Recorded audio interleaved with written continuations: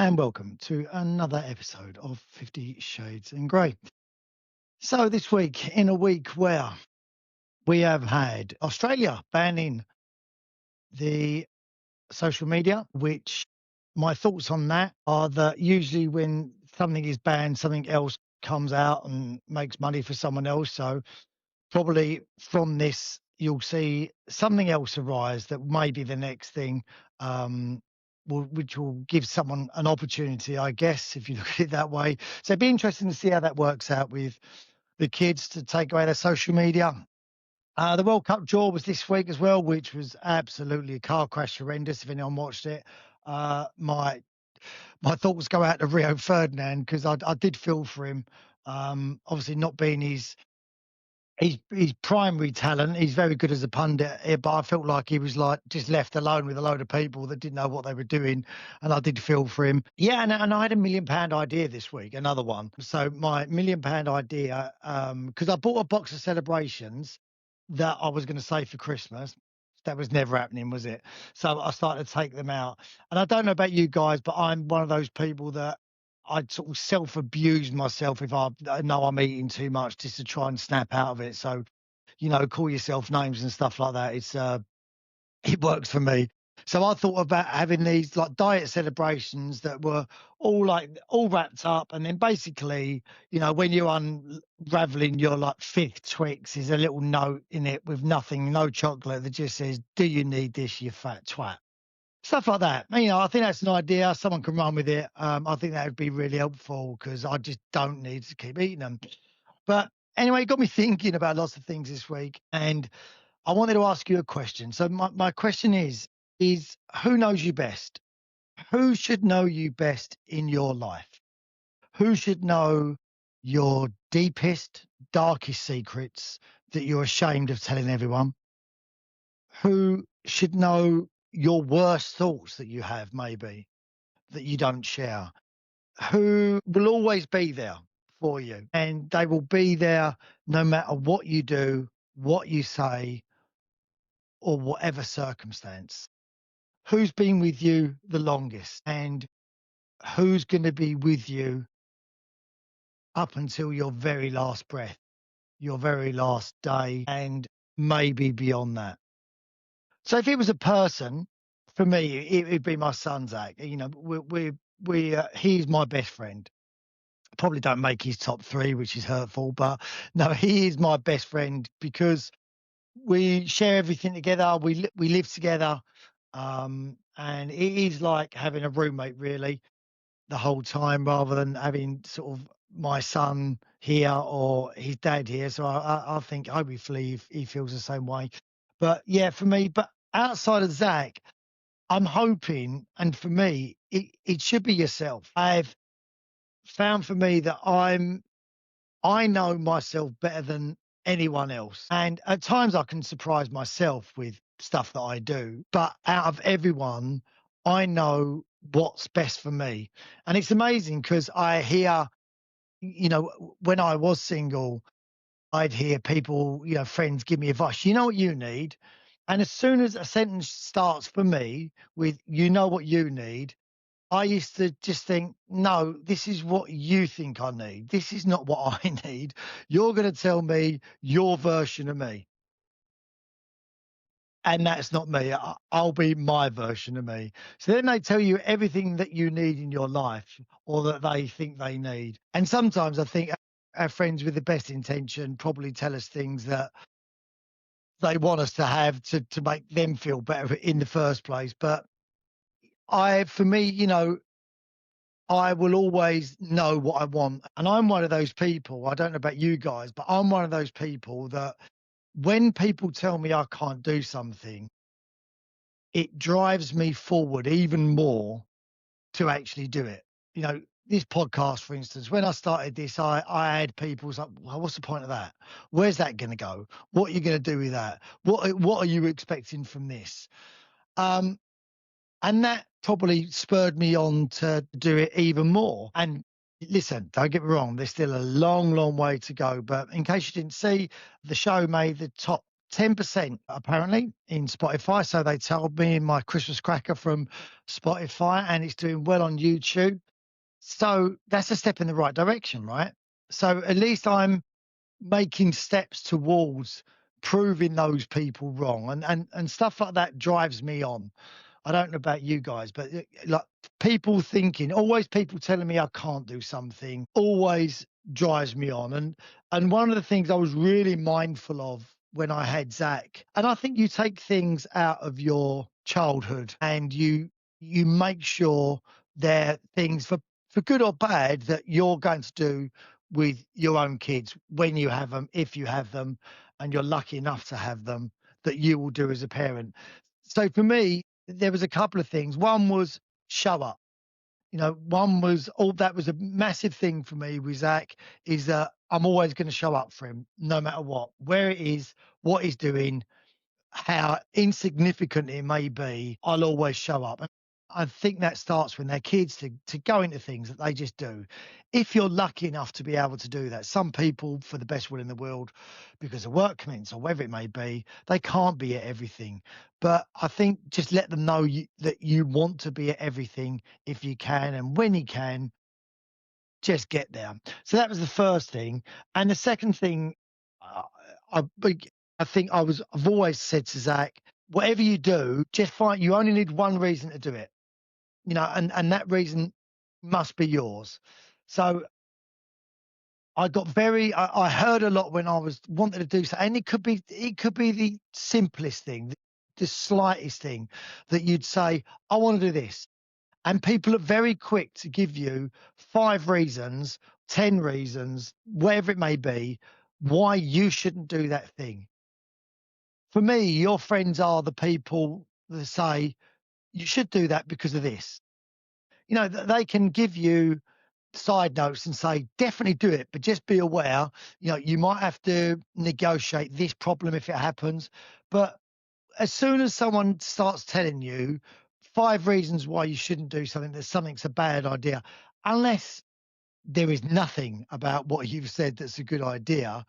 But all ideas are just a starting place, right? They're ideas. They may not be the final product, but they're just ideas. So it was always about telling him, giving him one reason why he should do something first.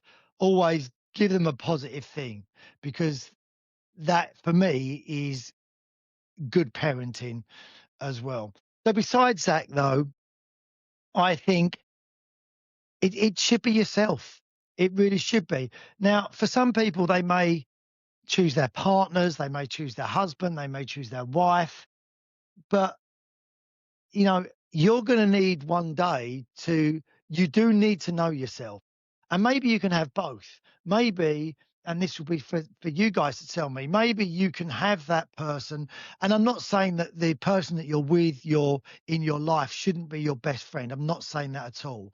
But what I'm saying is the person that's with you from the day that you're born to the day that you die is that person in your head, and it's yourself. It's yourself that gets you through those big moments. The other people will be a support, but you're the main character in your life. You're the star of your life. So you're going to always be the one that's going to be there for you no matter what, no matter what you do. If you do the worst thing in the world, you'll always have yourself, for good or bad. And it may be to tell yourself that you're a complete bloody idiot, but that's going to be the same person that's going to get you out of the mess that you're in anyway, or get you through the heartbreaks, get you through the loss, get you through and enjoy the good times and just those moments where you're on your own. And I think for myself, I've become that way probably because I've spent a lot of my time previously. I was a lot of my time single, and I think it does teach you to be on your own, because they're just content and they're happy on their own. And I said this before. That's a brilliant place to be. That's a really, really great place to be. If you can be on your own and be happy, anyone else coming into your life is just going to be a bonus for you. It's going to be a great bonus that you can add to your life, enhance your life. And that's going to be a real massive advantage to you. And I think being on your own gives you that. It gives you that strength to get through things, to get through hardships. And I had this conversation actually the other day, and for me, I was talking to someone and we were discussing running. And I go out running. I'm not a massive lover of running. I run to do other things because I know it's the best thing to get me fit to do the other things that I enjoy. So I always run. And she said, "Oh, do you listen to music?" And I was like, "No, I don't actually listen to music." And she asked why, and I said, "Because I like that battle in my head. I like that voice in my head that you have to ignore that's just going, stop this. This is just hard. But I like overcoming that and that keep going. You need to keep going. One foot in front of the other, you'll get through this, you'll finish this." And for me, that's what running gives me. It gives me a sense of accomplishment to not get through that run, but to be able to face other things with that mentality. And that mentality is learned, right? So, where else are you going to learn that mentality unless you're on your own? No one else is going to give you that, I don't think. That's got to be installed in you from yourself. That's something that you must learn yourself. And whether that's through something like running that you do yourself, or it may be that you've just got through hard times and hardships and bad times and come out the other side, and that's giving you that resilience that you need. But it was interesting that one comment that I wanted to discuss as well on today was on one of the posts that I did. I spoke about mistakes, and someone replied to me and they said they're not mistakes, they were intentional. And it got me thinking actually. So I g- I did reply to him and said that's an interesting thought, to which they replied, it wasn't a thought, it was a statement.